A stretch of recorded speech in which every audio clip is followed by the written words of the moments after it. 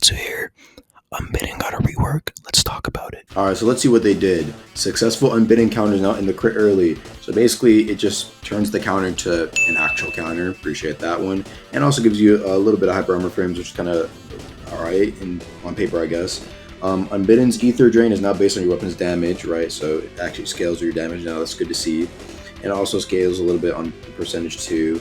And then the counter does not. Oh, they fix it not negating stuns and other on-hit effects. Okay, that's nice.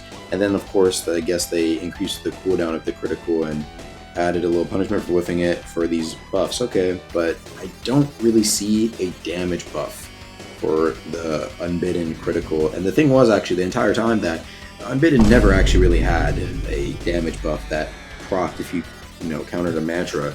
As crazy as it seems, right? Archmage quite literally has no explanation as to why that was happening. So yeah, we're just gonna have to go off of what we have right here. And going off of what we have after using it in combat, It's pretty bad. not only does it not really stack up well against weapons like Light's Final Toll or daggers or faster medium weapons, right? Because if you try and immediately use it after someone parries and your ping is like in the 90s or 100s, right? Which is, even then, like, that's okay, good ping for a lot of people, and that's your average ping you might get in some servers.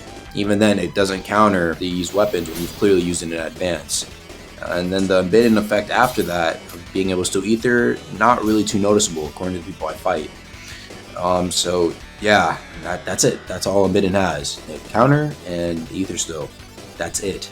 The reason why I actually asked for the damage nerf to be, or the damage buff I mean, to actually come into play is because it actually gives a little bit more of a stronger use and identity, where they actually give the counter something cool as opposed to it being a worse parry, because it doesn't, like if you proc it just a tad bit too late, even if you hear the sound effects first, it will not actually counter the attack.